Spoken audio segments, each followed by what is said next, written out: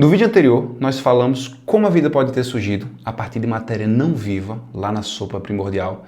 Explicamos como foi possível moléculas simples se organizarem em moléculas mais complexas e originarem estruturas rudimentares como as protocélulas, que foram o pontapé inicial para o surgimento das primeiras células. Se você ainda não viu esse vídeo, dá uma olhadinha lá, mas depois que terminar de assistir esse, porque assim você vai ter um melhor entendimento sobre os pontos que serão abordados aqui. Mas então, naquele vídeo nós vimos que as primeiras células a serem originadas foram células procariontes, células simples, unicelulares, que têm como seus representantes as bactérias e as arqueobactérias. Mas e depois? Como esses micro-organismos conseguiram transformar o planeta e dar origem a toda essa diversidade que nós conhecemos? De plantas, de fungos, de protozoários e de animais, incluindo nós. Bom, é isso que nós vamos ver agora. E esse vídeo está dividido em 4 capítulos. Inicialmente vamos falar sobre os primeiros seres vivos, depois sobre a revolução do oxigênio, em seguida vamos falar sobre as primeiras células eucariontes e, por fim, vamos falar sobre a multicelularidade. Como mencionado, os primeiros seres vivos surgiram há cerca de 3,5 bilhões de anos. E uma prova da existência desses seres nós podemos encontrar através dos estromatólitos, que nada mais são do que estruturas rochosas formadas por atividade bacteriana. Basicamente, os micro-organismos formavam colônias e acabavam prendendo partículas sólidas que, com o tempo, formavam camadas sobre camadas de sedimentos. As faixas claras desses estromatólitos são as colônias de bactérias, enquanto que as faixas escuras são a consolidação desses sedimentos. As bactérias migravam para fora dessa camada, se multiplicavam, novas partículas começavam a se depositar e aí reiniciava todo o processo de sedimentação. E é por isso que esses estromatólitos apresentam essa característica estratificada. Nos dias de hoje, ainda é possível encontrar essas estruturas bacterianas em locais como a Baía dos Tubarões, na Austrália, e também, adivinha, no nosso país. Apresentadas essas evidências, vamos agora para uma outra pergunta bastante interessante sobre esses primeiros seres vivos. Como eles se alimentavam? Se nós olharmos para os seres vivos atuais, eles basicamente apresentam 2 formas de obter alimento.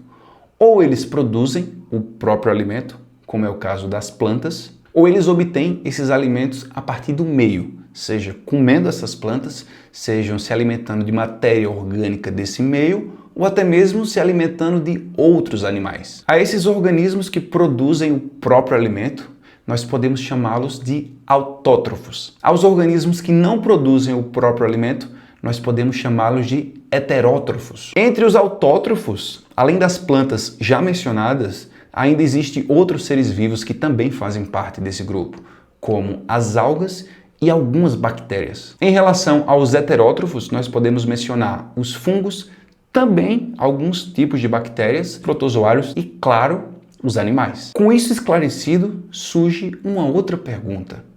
Esses primeiros seres, eles eram autótrofos ou heterótrofos?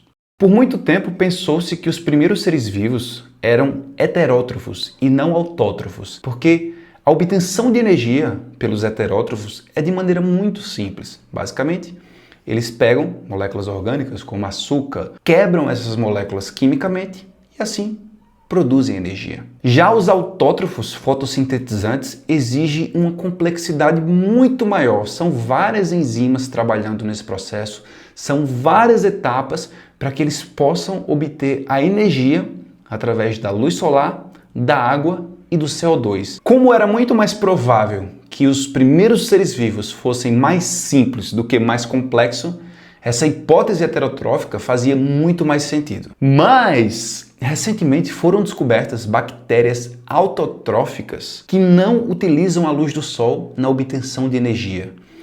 Ou seja, elas não são fotossintetizantes, mas sim quimiosintetizantes. E esse é um processo muito semelhante com a fotossíntese, mas ao invés de obter a energia a partir da luz do sol, elas obtêm essa energia a partir de moléculas inorgânicas presentes no meio ambiente, como compostos de ferro e de enxofre que eram muito presentes lá na Terra primitiva. Essa teoria se consolidou graças a descobertas de vários micro-organismos que sobrevivem em locais inóspitos como águas termais, vulcões submarinos e que utilizam esse meio na obtenção de energia. Então aqui nós concluímos, na verdade, que os primeiros organismos provavelmente eram autotróficos e não heterotróficos, especificamente um tipo de autotrófico, o quimioautotrófico. E a partir deles teriam se originado outros seres vivos, como os que faziam fermentação,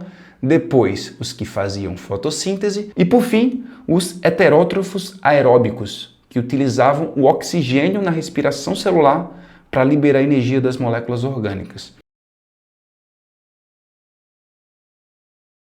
Imagina que você construiu uma máquina do tempo e resolveu ver de perto como todo esse processo aconteceu. Afinal, quem aí nunca sonhou em voltar bilhões de anos no passado para ver bactérias se alimentando, né? Mas deixa eu te dizer uma coisa, seria legal nessa sua viagem você levar uma máscara de oxigênio. Afinal de contas, o período que você configurou na sua máquina ainda não existiam seres fotossintetizantes e, consequentemente, não havia grandes concentrações de oxigênio naquele período. E eu vou te explicar por quê. O que você está vendo aqui são os ingredientes necessários para que a reação aconteça. E esses ingredientes são 3 coisinhas básicas: gás carbônico, água e luz. A partir desses 3 componentes é possível produzir açúcar, que serve de alimento e energia para o organismo, e também oxigênio como subproduto, que será liberado na atmosfera.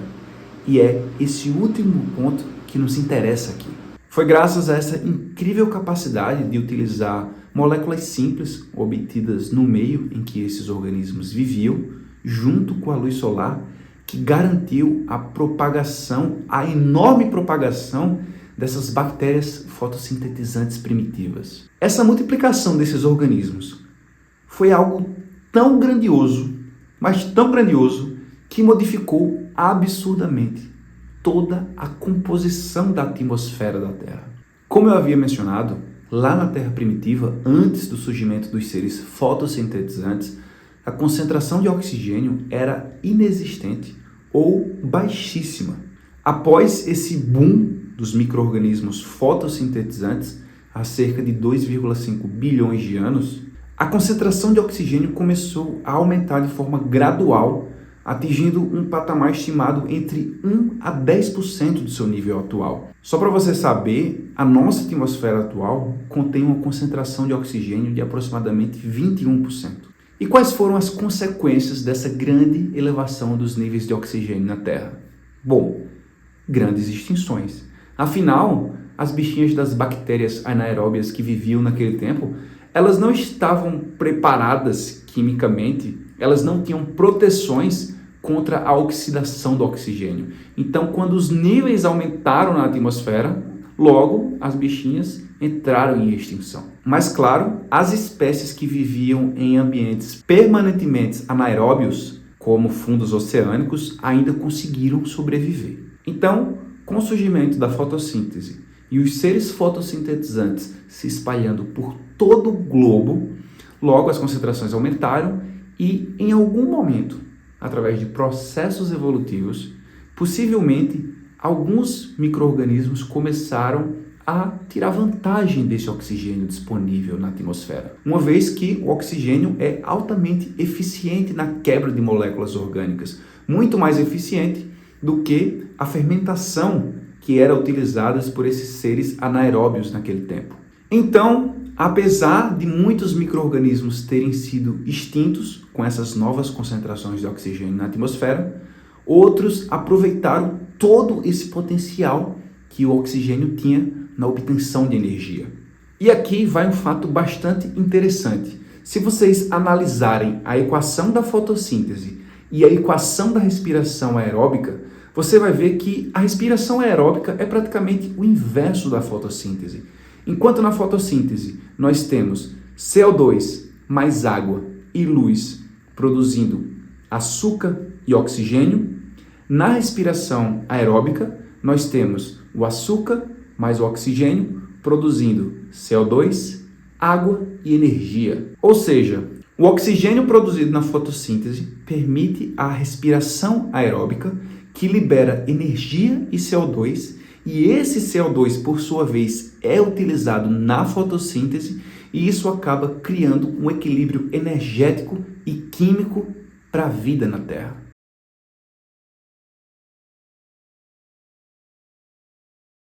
Com o oxigênio mais disponível, alguns seres vivos começaram a se adaptar e a utilizar essa nova fonte de energia ao seu favor.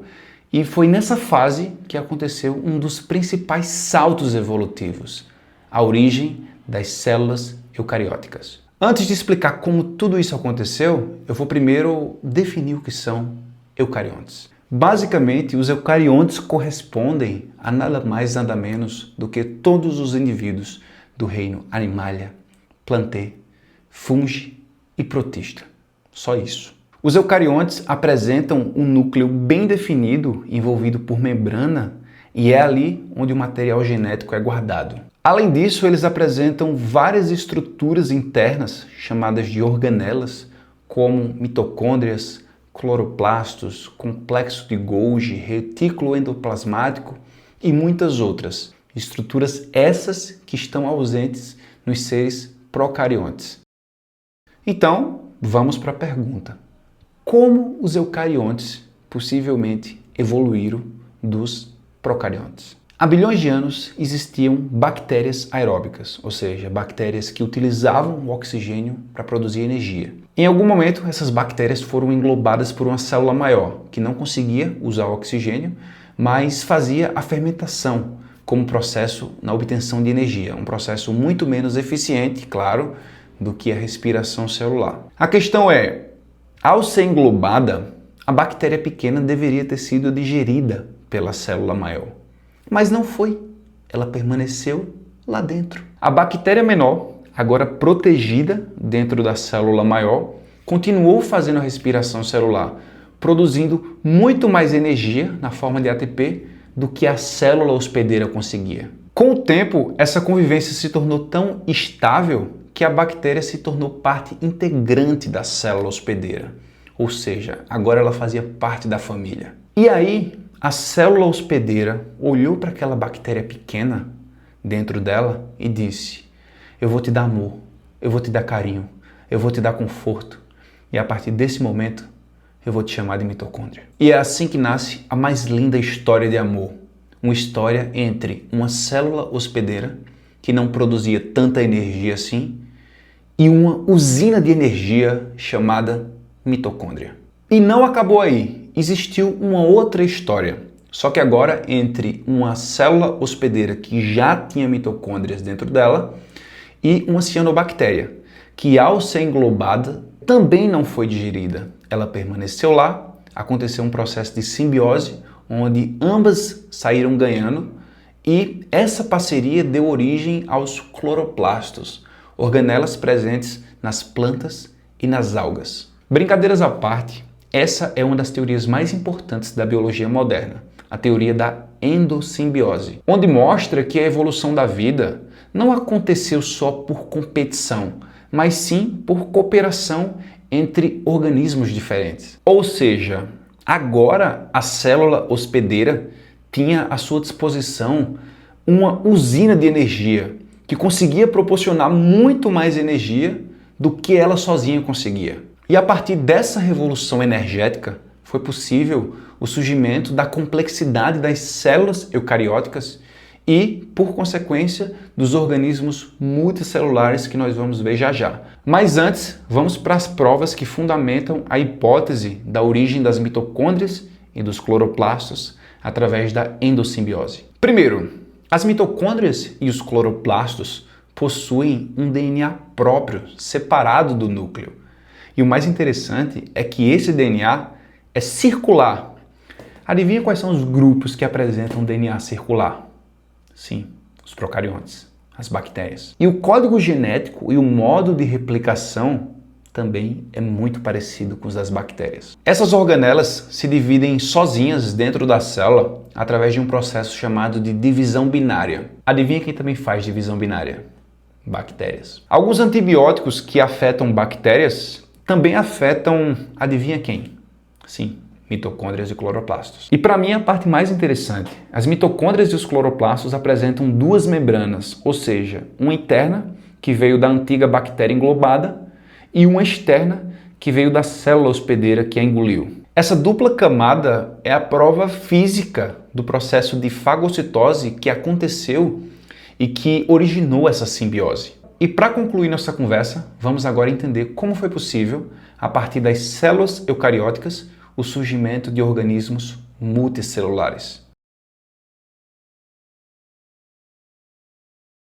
Um outro grande evento evolutivo na história da vida foi o surgimento de organismos eucariontes multicelulares. Existem várias evidências que apontam que o surgimento da multicelularidade aconteceu de forma independente em vários grupos de eucariotos, ou seja, não foi um evento único. Possivelmente, esses seres multicelulares podem ter surgido a partir de ancestrais eucariotos unicelulares que, ao fazer suas divisões celulares, mantinham suas células ligadas umas nas outras. Esses eucariotos primitivos, eles formavam espécies de colônias. Nessas colônias, essas células ficavam unidas, cooperavam umas com as outras, mas elas conseguiam sobreviver sozinhas. A multicelularidade só aconteceu quando a dependência umas das outras se tornou obrigatória, ou seja, quando essas células começaram a se especializar. Algumas células se tornavam células nervosas, outras musculares, outras reprodutivas e assim por diante. Nesse ponto, nenhuma célula conseguia viver mais de maneira isolada. Não se sabe ao certo quando esses organismos surgiram, mas alguns registros fósseis indicam que essa multicelularidade, o surgimento dos organismos multicelulares, pode ter acontecido por volta de 1,3 bilhão de anos. Foi encontrado, inclusive, espécies de algas vermelhas que datam de 1,2 bilhão de anos, e isso acaba corroborando essa afirmação, mas organismos multicelulares mais complexos e mais variados só começaram a aparecer no registro fóssil há cerca de 600 milhões de anos. Bom, pessoal, é isso. A gente chegou ao final do nosso vídeo. Eu acho que com esse vídeo e com outros sobre a origem da vida, deu pra gente contemplar os principais pontos a respeito desse tema. Então, eu quero saber a tua opinião, coloca aí nos comentários o que é que você achou desse vídeo. Aproveita, deixa teu gostei, se inscreve no canal, manda esse vídeo para um amigo também. A gente se encontra nos próximos vídeos. Valeu!